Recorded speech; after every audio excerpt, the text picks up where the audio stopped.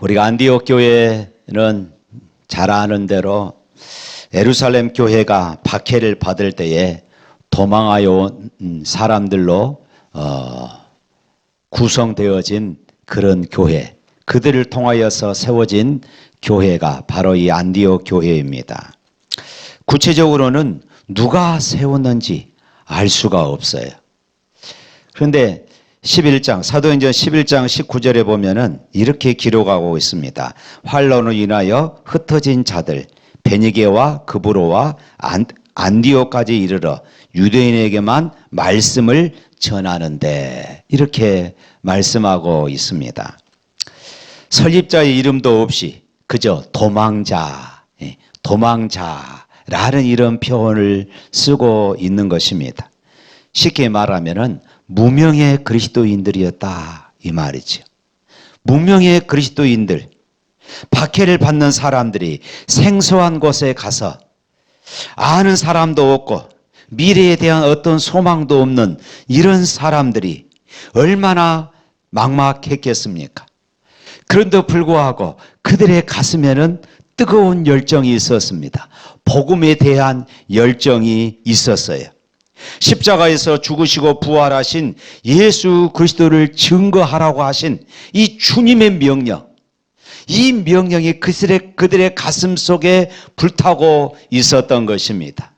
우리 사도행전 1장 8절에 있는 말씀 우리 다 같이 한번 읽어보십시다. 오직 성령이 너희에게 임하시면 너희가 권능을 받고 예루살렘과 온 유대와 사마리아와 땅끝까지 이르러 내 증인이 되리라 하시니라. 그래서 안디옥 교회에서 이 주님의 명령에 순종했던 무명의 그리스도인들이 열심히 복음을 전해서 세웠던 교회가 바로 이 안디옥 교회였다, 이 말씀입니다. 교회가 부흥했습니다. 이들의 전도를 통하여서 교회가 아주 급성장한 것입니다.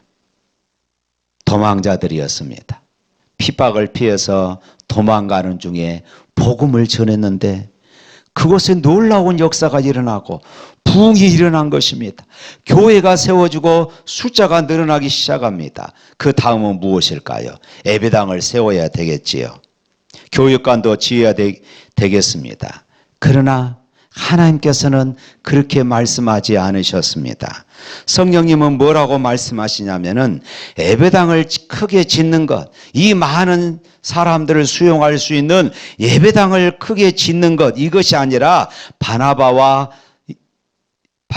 사울을 따로 세워서 선교사로 파송해라, 이것이었어요.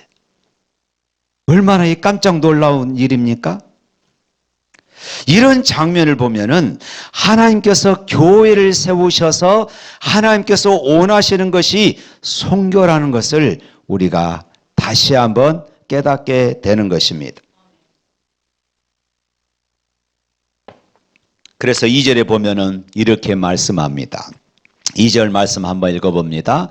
주를 섬겨 금식할 때에 내가 불러 시키는 일을 위하여 바나바 사울을 따로 세우라 하시니. 안디옥 교회는 성령이 역사하는 교회였어요. 그리고 3절에 이렇게 말하지요. 이에 금식하며 기도하고 두 사람에게 안수하여 보내니라.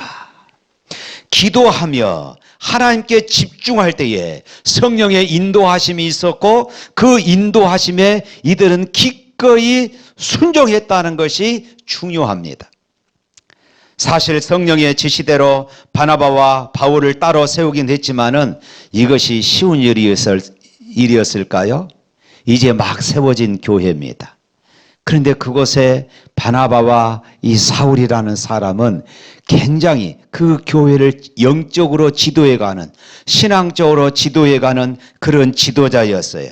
핵심적인 역할을 했던 사람들입니다. 안디옥 교회가 처음 세워졌을 때부터 중추적인 역할을 감당했던 그런 사람들이었어요.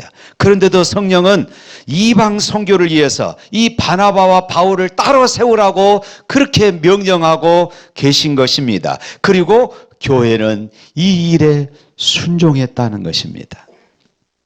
안디옥 교회는 교회에 꼭 있어야 할 지도자를, 선교를 위해서 보내라는 하나님의 지시에 아마 당황스러웠을 것입니다. 하나님, 우리 저 두 분 사역자들 보내면은 우리 교회가 어떻게 살아고요? 이제 우리가 개척해서 얼마 되지 않았는데 우리가 더 훈련받고 더 양육받고 그러고 나서 다음에 하면 안 될까요? 아마 이렇게 말하는 사람들도 있었을 법합니다. 그런데도 안디옥 교회는 기도하고 순종했습니다. 할렐루야. 안디옥 교회의 온 성도들이 성령으로 한 마음이 되지 않았다면 이것은 불가능한 그런 일인 것이지요. 우리 샘물교회도 마찬가지입니다. 2012년 맨 처음 아프리카 선교를 한다고 했을 때에 왜 그렇게 멀리 가느냐.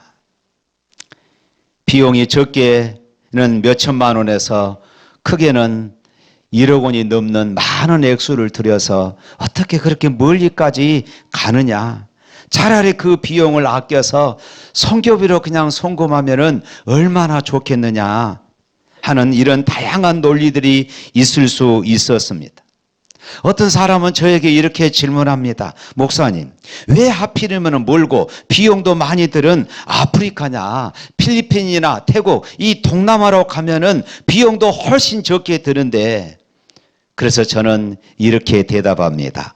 그래서 합니다. 그래서 합니다. 동남아는 누구든지 마음만 먹으면은 갈 수가 있어요. 우리 아동부 아이들도 마음만 먹으면은 동남아에 갈 수가 있습니다. 비용도 적게 듭니다. 가깝습니다. 그래서 한국에 있는 선교사님들이 동남아 쪽에 많이 파송되어 있습니다. 저는 이렇게 말합니다. 남들이 힘들어하는 선교에 하나님께서 더 크게 역사하신다. 할렐루야. 저에게는 이런 믿음이 있어요. 너무 멀어서 비용이 너무 많이 들고 힘들기 때문에, 그래서 하나님이 역사하는 힘이 더 크다 하는 그런 사실입니다. 사랑하는 성도 여러분, 하나님께서 성령을 통해서 지속적으로 사인을 보내시는데, 우리에게 말씀하시는데 우리의 영이 어두워서 그 하나님의 소리를, 하나님의 이 신호를 우리가 듣지 못하고 이 핑계 저 핑계로 우리가 미룬다면, 하나님은 그 사명을, 하나님은 그 촛대를 다른 사람에게, 다른 교회에 맡겨 버리실 것입니다. 그러나 샘물교회는 하나님의 인도하심에 순종했고, 아프리카뿐만 아니라 필리핀, 몽골, 그리고 탈북민 구출하는 이런 선교까지 우리가 감당하고 있는 것입니다. 이 모든 영광을 하나님께 돌립니다. 할렐루야. 2012년 맨 처음 아프리카 탄자니아에 갔을 때의 그 감동은 이루 말할 수가 없었어요. 저와 다른 교회 목사님 둘이서 그렇게 갔습니다. 지금도 그 감동을 잊을 수가 없어요. 예배당이 없어서 바우암 나무 그늘 아래서 이들이 모여서 춤을 추고, 악기가 없으니까 다 찢어진 물통을 두들기면서 그것에 장단을 맞추어서 춤을 추며 찬양하는 이들의 모습을 보면서 저에게 말할 수 없는 은혜가 쏟아졌습니다. 그들의 모습에서 가난이나 굶주림 등의 이 그늘진 모습은 찾아볼 수가 없었고, 오히려 행복한 그런 모습들 뿐이었습니다. 저는 오래전부터 선교에 대한 남다른 꿈을 꾸었습니다. 선교 헌금을 얼마 보내는 것이 아니라 우리 교회가 직접 참여하는 이런 선교를 했으면 좋겠다. 성도들이 직접 참여하는 이런 선교를 했으면 좋겠다. 그러는 중에 한 권사님이 억압을 깨뜨려서 그분을 통하여서 아프리카 선교의 문이 열리기 시작했습니다. 그분의 헌신을 통하여 맨 처음 첫 번째 콩과 교회와 두 번째 만운국 교회가 세워졌던 것입니다. 하나님께서 그 권사님을 통하여서 샘물교회 선교의 물꼬를 그렇게 트셨던 것이에요. 어떤 분은 방송 설교를 듣고 저를 찾아와서 눈물을 흘리면서 탄자니아에 예배당을 세워줄 수 있게 해달라고 그렇게 돈을 가져오신 분도 계십니다. 어떤 분들은 자녀들이 해준 금반지 등 폐물들을 팔아서 성교회에 사용해 달라고 가져온 분도 계십니다. 어떤 분은 우리 교회 화장실을 사용하려고 들어왔다가 노부의 탄자니아 사진을 보고 그것에 감동을 받아서 나도 탄자니아에 예배당 하나 세우고 싶다고 해서 헌신했던 분도 계십니다. 그뿐만이 아니라 성도들의 이 모양 저 모양 헌신을 통하여서 탄자니아에 많은 예배당이 세워졌습니다. 그리고 교회 사역자들이 먹고 사는 문제에 고민하지 말고 온전히 복음 사역에 전력할 수 있도록 사역자들에게 젖소를 한 마리 사주면은 그것이 이 사역자의 생활이 되어버린 것이에요. 우리 청소년부도 교회를 세우고 싶다고 하면서 아르바이트를 하고 용돈을 모아서 필리핀에 예배당을 세웠습니다. 청년들도 자기들이 드리는 그 헌금들을 따로 선교비로 그렇게 모아서 탄자니아에 예배당을 건축했습니다. 무엇보다도 유치원과 초등학교를 세워서 크리스찬 인재들을 양성하여 배출하는 꿈을 꾸며 학교를 건축해서 현재 1학년부터 유치원부터 지금 6학년에 이르기까지 250명의 학생들이 지금 공부하고 있습니다. 금년 샘물교회 50주년을 맞이해서 이제 이 학교를 다 완공할 것이에요. 현재 탄자니아의 우리 샘물교회뿐만 아니라 우리 교회의 섬을 듣고 함께 동참하는 그런 교회들, 개인들을 통하여서 60여 교회가 세워졌고 이 60여 교회를 예배당을 통하여서 150여 개의 교회가 더 세워졌던 것입니다. 사실 이 모든 일을 누가 했을까요? 하나님이 하신 줄로 믿습니다. 할렐루야.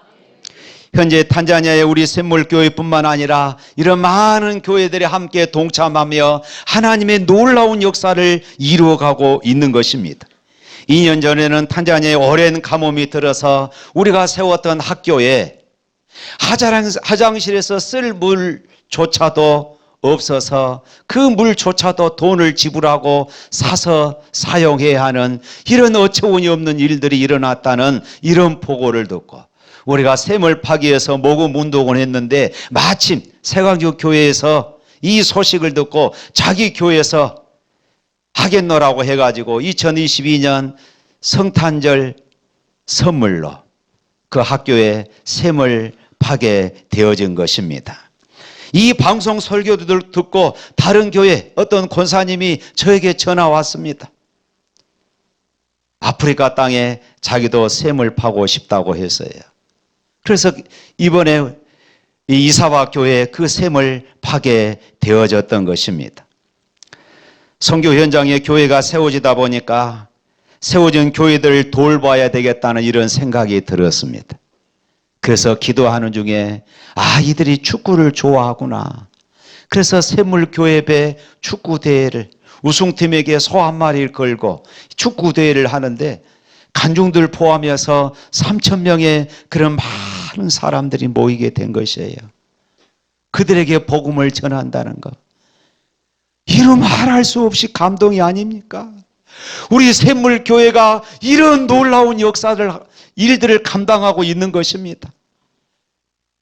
여기에 모인 우리 샘물교회는 비록 작지만은 여러분 기억하십시오.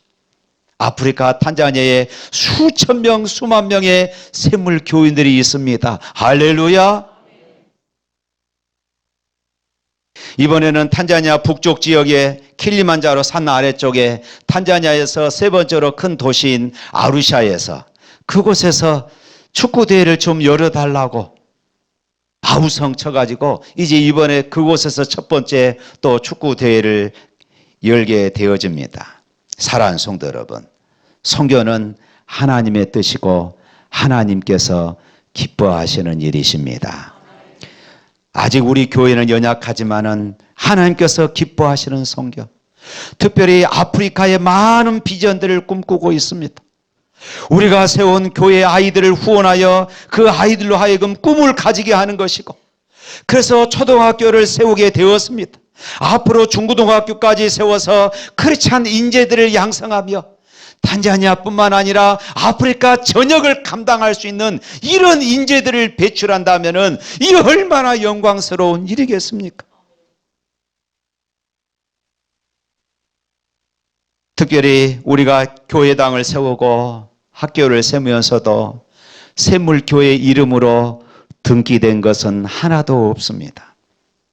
어쩌면 한국 교회가 선교하면서 실패하는 이유 중에 하나가 우리가 세우고 우리가 관리하려고 하기 때문은 아닌가 하는 이런 생각이 저에게 들어서 처음부터 그쪽 선교사, 그쪽 선교 법인에 다 헌신을 했던 것입니다.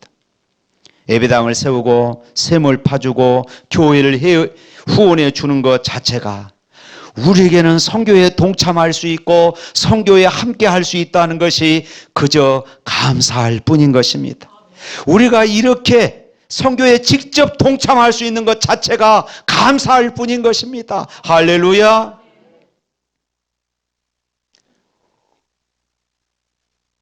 사랑하는 성도 여러분, 저는 가끔 생각해 봅니다. 우리가 영광스러운 천국 문에 들어가는 그 순간 우리의 생애를 해고하여 볼 때에 가장 의미 있었던 사건은 무엇일까? 내가 영광스러운 천국 문에 들어서면서 우리 지난 날들을 해고해 볼 때에 가장 의미 있는 일은 무엇일까?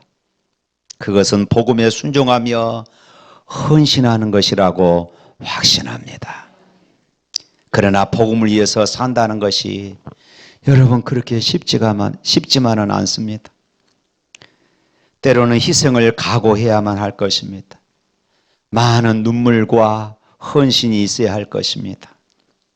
사실 그것이 우리 주님의 삶이었기 때문입니다. 주님은 이 땅에 선교하러 오시기 위해서 사람의 몸을 입고 십자가에서 고난을 당하시고 그리고 부활하셨습니다. 저와 여러분 모두 이 같은 하나님의 은혜를 받았습니다. 그리고 그 주님은 지금 우리에게 말씀하십니다. 땅 끝까지 이르러 나의 증인이 되라. 할렐루야. 땅 끝까지 이르러 나의 증인이 되라고 말씀하고 있어요. 이 말씀에 순종하여 140여 년 전 많은 선교사들이 이 조선 땅에 찾아왔습니다. 그리고 조선 땅을 위해서 많은 선교사님들이 복음을 전하다가 때로는 풍토병에 걸려서 죽기도 하고 때로는 순교를 당하기도 했습니다. 때로는 3대, 4대에 이르러서 이 조선 땅의 선교를 위해서 헌신했던 그런 선교사님들도 계십니다. 왜 그랬을까요? 왜 그들은 이 땅에 와서 죽어가면서까지 복음을 전했을까요? 복음이 사람을 살리는 능력이 있고 구원하는 능력이 있음을 그들은 믿었기 때문입니다. 예수 그리스도의 십자가의 이 구원을 어둠의 땅인 이 조선 땅에 함께 선포하고 이 은혜를 함께 누리기를 원했던 것이에요. 그들이 복음을 전하기 위하여 육신의 안락함과 평안함을 포기하고 복음을 전하기 위하여 희생하고 봉사한 것은 하나님께로부터 받은 그 은혜가 너무나도 컸기 때문입니다. 영국에서, 캐나다에서, 미국에서, 호주에서 이들이 다 가난하고 실패한 인생들이 아니었습니다. 의사들이었습니다. 선생들이었습니다. 모두가 다 높은 고학력자들이었습니다. 얼마든지 그곳에서 편히 살고 출세할 수 있는 그런 사람들이었습니다. 그럼에도 불구하고 그들이 하나님의 말씀으로 자신들이 변화되었기에 그 은혜를 이 어둠의 조선 땅에 함께 나누고 싶었던 것입니다. 이 땅에 와서 교회를 세우고 이 땅에 와서 병원을 세우고 이 땅에 와서 학교를 세워서 이만큼 한국 땅이 복을 받게 된 줄로 믿습니다.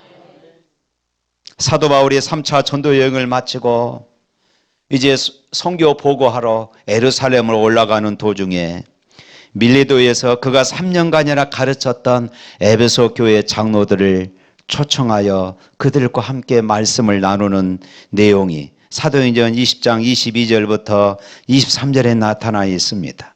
한번 읽어볼까요?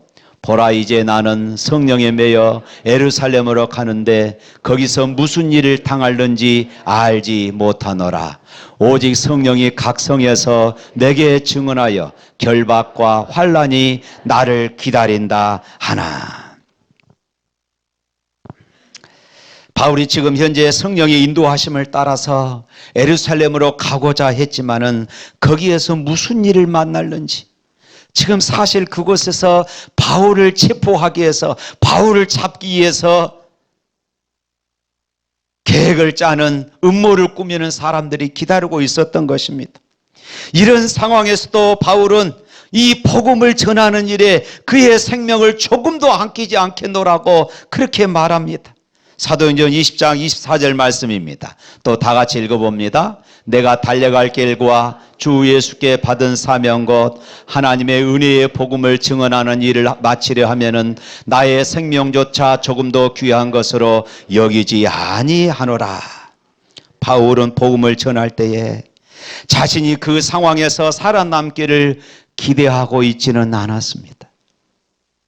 오히려 그의 달려갈 길과 주 예수께 받은 사명 곧 은혜의 복음을 증언하는 일에 있어서 자기의 생명을 조금도 귀한 것으로 여기지 아니하노라, 이렇게 결단을 하는 이런 모습을 보게 되어집니다. 이것이 바로 복음에 헌신하는 바울의 모습이에요.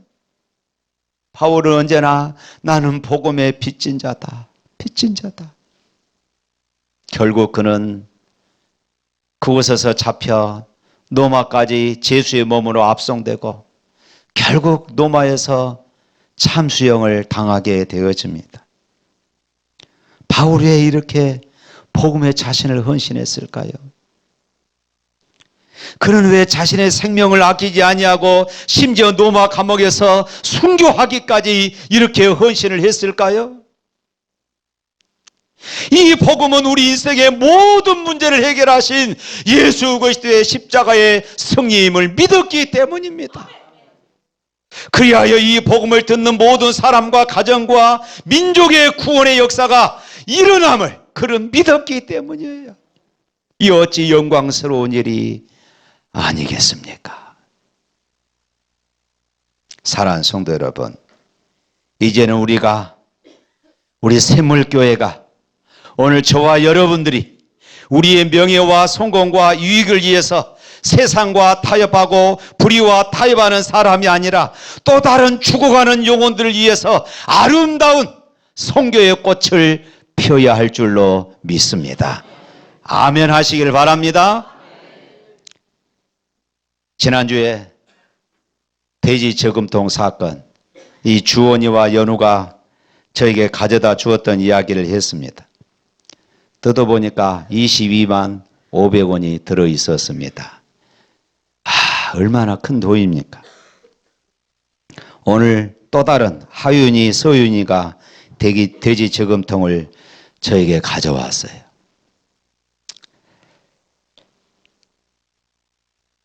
어느 날 텔레비전을 보다가 NGO 단체에서, 여러분들도 많이 보시잖아요, 아프리카의 그 가난한 아이들, 죽어가는 아이들, 굶주려가는 아이들, 병들어가는 아이들을 보여주면서 후원 광고를 그렇게 내지 않습니까? 그것을 보고 감동을 받았다는 것이에요. 오늘 제가 주원이를 제 방에 왔길래 제가 물어봤습니다. 너 왜 이 헌금을, 이 돈을 모았느냐? 그랬더니 주원이가 하는 말이, 아프리카 어린이들이 불쌍하잖아요. 그 이야기를 하더라고요. 그래, 그 불쌍히 여기는 마음이 바로 주님의 마음이다. 선교는 바로 거기서부터 시작되는 것입니다. 불쌍히 여기는 마음. 이 어린아이가 방송에 나오는 광고를 보고 그런 마음을 느꼈다는 것이에요. 얼마나 감동적입니까? 지난주에 한 권사님이 저에게 1,000만 원을 가져오셨습니다. 탄자니아 교실 한 칸 헌신하고 싶다는 것이에요. 제가 어떻게 이 돈을 모았습니까? 물어봤더니 매주 수요일 통성 기도하는데 하나님께서 감동을 주셔서 헌금을 해야 되겠다 싶어서 돈을 모으고 자녀들이 준 용돈을 모으고 당신이 일해서 돈을 모으고 그래도 부족하니까 보험을 깨서 1,000만 원을 맞춰서 그렇게 하나님께 드렸다는 것이에요.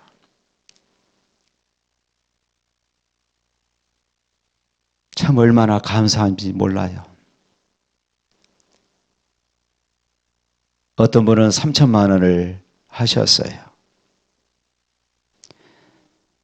저는 이런 일들을 보면서 하나님이 하시는구나. 하나님이 하시는구나. 금년이 샘물교회 50주년입니다마는 저는 이런 상상을 해봅니다. 우리 부모 세대들이 아프리카 탄자니아에 예배당을 세우고 학교를 세운 그 자리에 50년 후, 100년 후 우리 자손들이 그곳에 가서 야, 우리 부모님들이 이 교회를 세웠지. 우리 할아버지 할머니가 이 학교를 세웠지. 그러면서 50주년 행사를 하고 100주년 행사를 한다면은 여러분 생각만 해도 감동이 되질 않습니까? 이런 꿈을 꾸시고 기도할 수 있기를 주님의 이름으로 축복합니다. 지난 2000년 동안 안디옥 교회는 선교하는 교회로 소문난 교회였습니다. 그런데 여러분, 사실 따지고 보면은 안디옥 교회는 바나바와 사울 단 2사람 파송한 것 뿐이었습니다. 그러잖아요. 그에 비하면 우리 샘물교회는 지금 탄자니아에 교회를 몇 개나 세웠습니까? 학교도 세웠습니다. 물론 바울과 바나바를 통하여 복음이 아시아와 유럽에까지 퍼지는 놀라운 일들이 일어났습니다. 우리 교회도 이미 세워진 교회들을 통하여 놀라운 복음의 역사들이 일어나고 있습니다. 그리고 학교가 완공이 되면은 이곳을 통하여서 배출될 그렇지 않은 인재들, 예수 잘 믿는 인재들을 통하여 탄자니아뿐만 아니라 아프리카 전역에 우리가 상상할 수 없는 놀라운 역사들이 일어나게 될 줄로 믿습니다. 사랑하는 성도 여러분, 무디 신학교의 총장을 지낸 조지 스위팅 박사는 이런 말을 했습니다. 우리가 죽을 때 우리가 묻게 될 가장 중요한 질문은 얼마나 벌었는가 이것이 아니라 그의 나라를 위해서 얼마나 쓰였는가. 사랑하는 성도 여러분, 우리가 이 땅에서 얼마나 벌어서 얼마를 모였는가가 아니라 내가 하나님을 위해서 얼마나 쓰임을 받았는가, 이것이 더 중요하다는 것입니다. 사랑하는 성도 여러분, 70년대에 우리 믿음의 선배들이 많이 70년대, 80년대 많이 불렀던 찬송가 중에 부름받아 나서니 몸 어딘지 가오리까, 이 찬양이 있습니다. 참 많이 부르면서 눈물도 흘렀고 감동이 많았던 그런 찬송이었습니다. 나는 가지 못하지만은 그런 꿈을 가지고 그런 삶을 살겠노라고 했던 많은 믿음의 우리 선배들. 그런데 어떤 분은 이렇게 말합니다. 지금은 그런 찬송 재미가 없어요. 그런 찬송 잘 안 불러요. 왜 이 찬송가가 현대 그리스도인들에게 외면받는 이런 찬송으로 인식되는지 가사를 들여다보면 알 수 있습니다. 2절 보면 이래요. 아골골짝 빈들에도 복음 들고 가오리다. 소돔 같은 거리에도 사랑 안고 찾아가서 종의 몸에 지닌 것도 아낌없이 드리리다. 종의 몸에 지닌 것도 아낌없이 드리리다. 3절의 고백은 더더욱 엄청납니다. 존귀 영광 모든 권세 주님 홀로 받으소서. 멸시천대 십자가는 죄가 제곡하오리다. 다같이 이름 없이 빛도 없이 감사하며 섬기리다. 이름 없이 빛도 없이 감사하며 섬기리다. 멸시천대 십자가는 제가 지고 가겠습니다. 여러분, 우리가 신앙생활 하지만은 누가 교회 안에서 멸시천대를 받는 그런 자리에 앉겠습니까? 조금만 내 자존심이 상해도 신앙조차도 포기할 만큼 우리가 그런 삶을 살지 않습니까? 그런데 멸시천대 십자가는 제가 지고 가겠습니다. 이름도 없이 빛도 없이 감사하며 살겠습니다. 누가 이런 삶을 살아갈 수 있겠습니까? 그러니까 재미가 없다는 것이에요.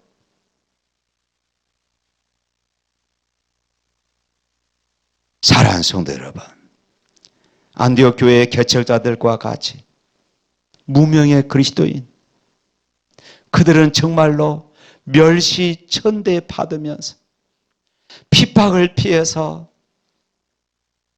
도망가다가 복음을 전했는데 그곳에서 전도가 잘 되는 것이었어요.